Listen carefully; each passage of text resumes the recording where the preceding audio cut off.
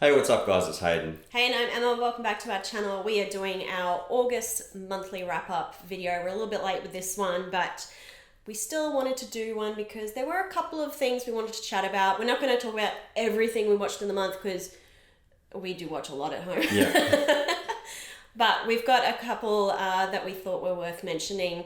I think to start with, we need to talk about the big one that was released this month, and that is House of the Dragon, which is the new series from the Game of Thrones world. Oh my god, I cannot believe that we have got more Game of Thrones content. Oh, I'm so happy. And look, surprisingly, they've used the same music. I thought, while it is obviously still part of the same world, I thought maybe they were going to, make it its own in a way. But it seems like they're reusing a lot in terms of the music, the sets. Yeah. I ain't mad. I ain't mad either. Solid theme song. Can't go wrong. Look, we've only had 2 episodes released so far. But wow. Good 2 episodes. Reminds me of like peak Game of Thrones. Yeah, it literally felt like the good old days of Game of Thrones. I mean, look, full disclosure, we actually didn't really have an issue with Game of Thrones like everyone else did. Not as big of an issue. No. We get where people are coming from. Yeah. We understand it was rushed, but we Yeah. still were able to enjoy the last season. Yes. For the most part. And we can understand, the storylines that they chose. But I can also understand why people were upset. We're not going to go into that. That's a whole other thing. That's a whole other kettle of fish. But look, I really think that HBO are redeeming themselves with House of the Dragon. I think they took the audience criticism. Mm-hmm. I don't think they're going to fuck this up. Oh, look, I think, yeah. So far, so good. They would have had to have learnt their lesson, surely. The absolute uproar that came from that last season of Game of Thrones, they knew they were going to have to shake things up. But so far, I have got good feelings. I had high hopes anyway, but look, I am so impressed with these first 2 episodes, and I am so excited to see where this season goes. I love the cast so far. Matt Smith as Daemon Targaryen. I was almost going to call him Matt Damon. Matt Damon as Smith Targaryen? I could see why you could mix that up.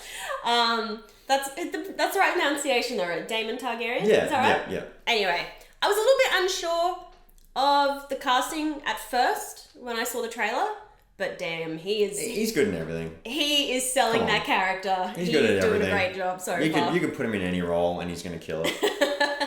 I'm really enjoying it. I think they've really amped it up with this show in terms of the effects as well.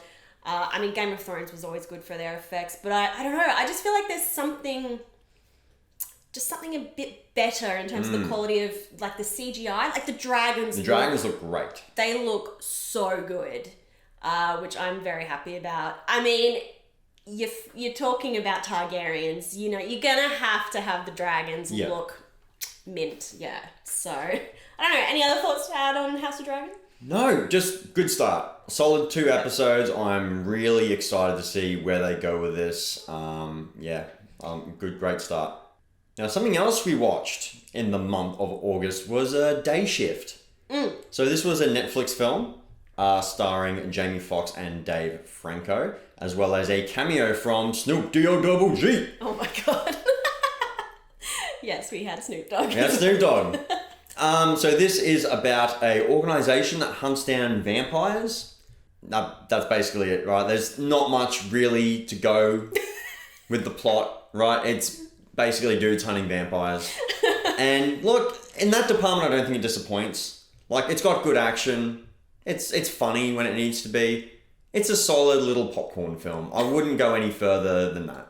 Just a solid popcorn film. I really enjoyed it. It's a comedy for the most part, like a comedy horror. We do get a bit of blood and gore, which we always love. But obviously, if you got Jamie Foxx and then Dave Franco pairing up, and then Snoop, of course, it's a funny time. I thought they were a really good pairing. Like, it's kind of a weird pairing, but it worked. And I thought they were really hilarious. I had a lot of fun with this movie. If you're into your vampire movies and shows, I think check this one out. It's it's got its own flavour to it. Like the vampires, they looked different. I kind of like the new spin that they put on them, while still kind of paying homage to traditional vampire history, lore, whatever you want to call it. So yeah, it was really fun. Good, yeah, as you said, popcorn movie. Yeah, just a fun movie, I think. Yeah, definitely give it a go. It's a good time. Yeah. Now, to another fun movie, Glorious. Yeah, we should probably just mention, we watched a lot of horrors this month for some reason. If you know us, that's no surprise there. But Glorious is a Shudder film. Yes. Starring Ryan Quanten. Yeah. Now, just quickly, we haven't actually talked about any Shudder originals on this channel before. I don't think we have we? No, I don't think we have. There you go. If you're not familiar with Shudder, it's another streaming platform like your Netflix and Stan and Amazon. But it's just horror. Wall-to-wall horror. It's literally just a streaming platform for horror movies and horror TV shows, and it is literally everything we could have asked for as horror fans. It is the best. If you're not on Shudder, get on it. There are so many good Shudder originals, like what Netflix does. They do their Netflix originals. Shudder does their own original movies. And I have to say, I don't think I've seen a bad Shudder original yet. They've all been pretty solid. They've all been pretty good. And just to clarify, we're not sponsored by Shudder. I wish we were. Wish we were.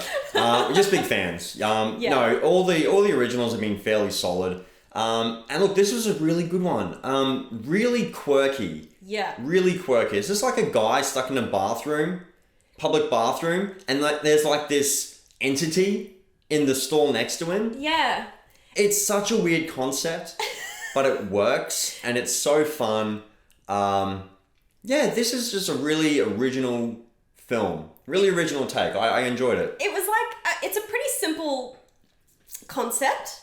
As you said, the entire set, or majority of the film, is set in a public bathroom.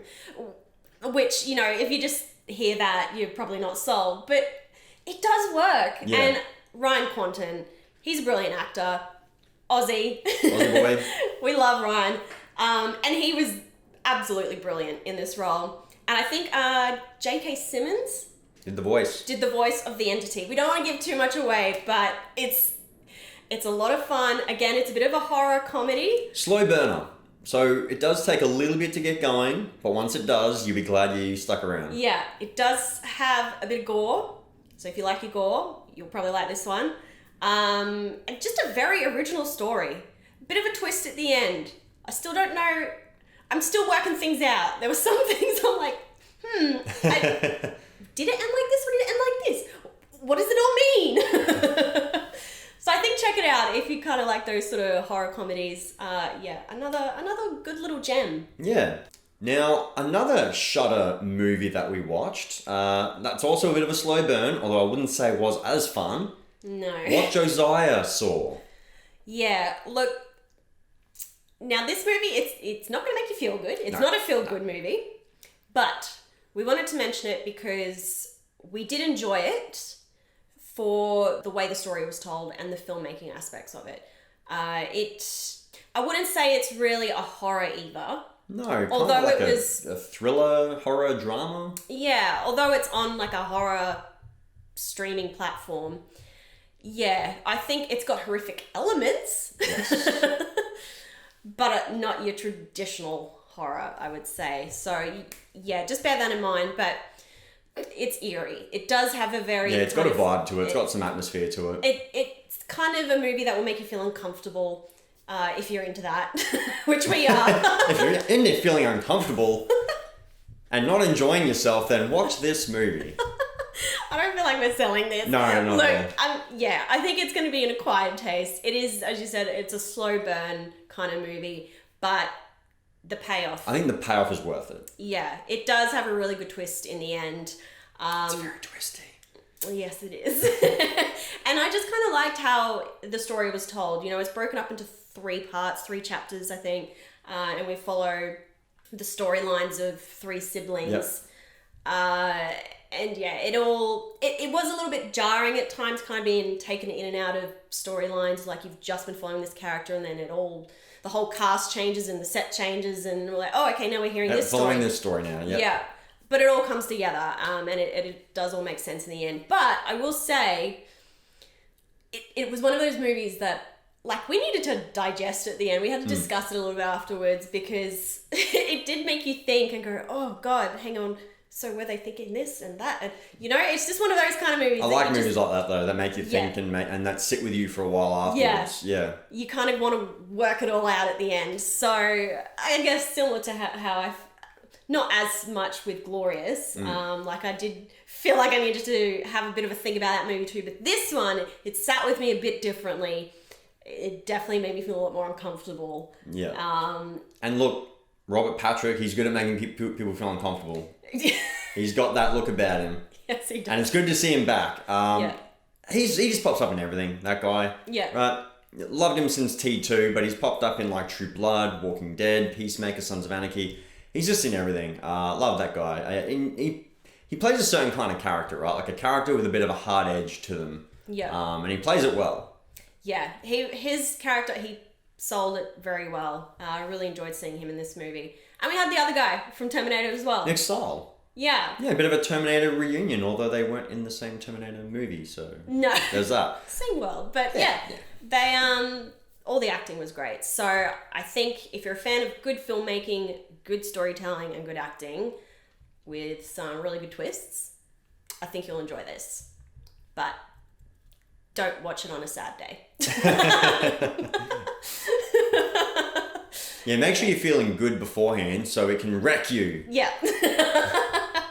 All right. I think that was all we wanted to talk about. Look, we did watch a lot through August. Yeah, we've been watching Family Guy quite regularly. Well, there's a just new exploring season. that again. There's a new season of that. We've been starting Buffy the Vampire Slayer from the beginning. Yep. Which has been fun, like a really cool, nostalgic trip Well, down memory lane. See, I'd only ever seen kind of random episodes growing up. You sort of, I think, watched a bit more than I maybe did. watched a bit more, yeah. So it's kind of been fun for me to get a bit more acquainted with the show. It was always a show I wanted to jump into, so it's been fun. That's kind of taken up a lot of our time. But yeah, look, these were the main shows and films that we wanted to talk about and were worth mentioning to you guys if you want to check them out if you haven't already. Yeah, and let us know in the comments what you thought of these movies, and make sure you do that YouTube stuff as well. Slam that like button if you like what we do. Hit the bell for the notifications to be notified of what we got coming up next. Subscribe to our channel and become part of the Headspace Films community. And most importantly of all, thank you guys so much for watching, and we'll catch you guys in the next one. Bye. See ya.